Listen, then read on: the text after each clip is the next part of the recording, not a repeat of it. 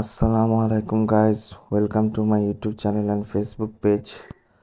তো আজকের মূল ভিডিও মূলত আমি আমার রেড টপাস পেয়ারটার মধ্যে কিছু সিলেক্টিভ ব্রিড নিয়ে কাজ করব। তো এর জন্য আমি মেল চুজ করেছি। তো সিলেক্টিভ ব্রিডের জন্য আমরা মেল বা ফিমেলটা কিভাবে চুজ করব সেই রিলেটেড ইনফরমেশন নিয়েই আজকে আমার এই ভিডিওটি।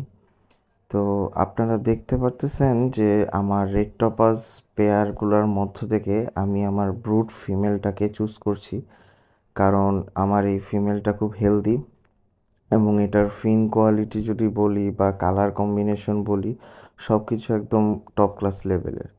আর মেলগুলো দেখতে পারতেছেন, এগুলো সব নিউ অ্যাডাল্ট মেল। হ্যাঁ, সবসময় ভালো হয় ওল্ড ফিমেলের সাথে নিউ অ্যাডাল্ট মেল পেয়ার দেওয়া। ঠিক আছে, আপনারা যখন ব্রিডিং পারপাসে পেয়ার চুজ করবেন সবসময় মাথায় রাখবেন, যদি ফিমেলের এজ খুব ওল্ড হয় বা বয়স্ক হয় সেক্ষেত্রে সবসময় ট্রাই করবেন মেল নিউ অ্যাডাল্ট বা সেমি অ্যাডাল্ট টাইপ এগুলো চুজ করা। হ্যাঁ, কারণ ওই এজ দিয়ে যদি আপনি ফিশগুলোকে ব্রিড করান সেক্ষেত্রে ওইখান থেকে কোয়ালিটিফুল বাচ্চা বা ফ্রাই কালেক্ট করা যায়।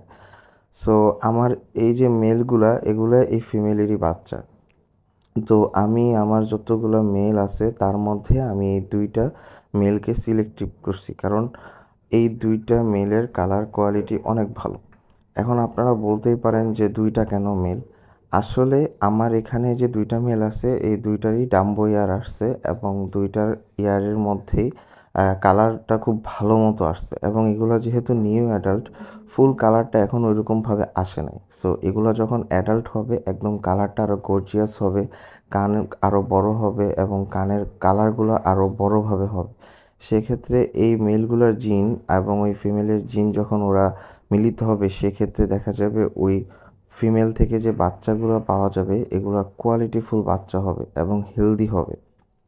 এবং আরও যে কথা, মানে এক্সট্রা দুইটা মেল দেওয়ার কারণ কি, কারণ আমার টপাজ ব্রিডটার মধ্যে ফিমেল অনেক বেশি হয়ে গেছে।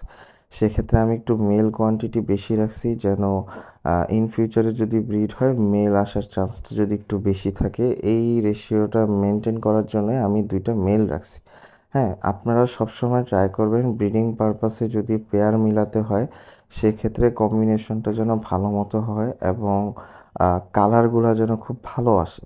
সো আমি আমার এখানে যে কালারগুলো চুজ করছি এবং আমি পেয়ারটা যেভাবে সেট আপ করছি, সো এইখান থেকে যে বাচ্চাগুলো পাবো আমি এই বাচ্চাগুলোকে পুরো আলাদাভাবে রেস করব, কারণ ওই বাচ্চাগুলোর কোয়ালিটিগুলো খুব ভালো হবে এবং ইন ফিউচারে সেই বাচ্চাগুলো থেকে আবার যখন আমি বাচ্চা পাবো সেগুলোর কোয়ালিটি আরও ভালো হবে।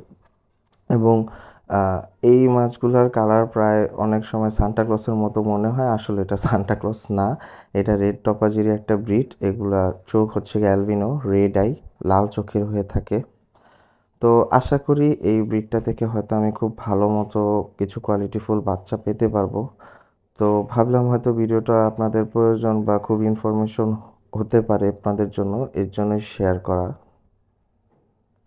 তো যদি ভালো লেগে থাকে তাহলে অবশ্যই লাইক করেন, কমেন্ট করেন, শেয়ার করেন এবং যদি চ্যানেলে নতুন হয়ে থাকেন তবে সাবস্ক্রাইব করেন।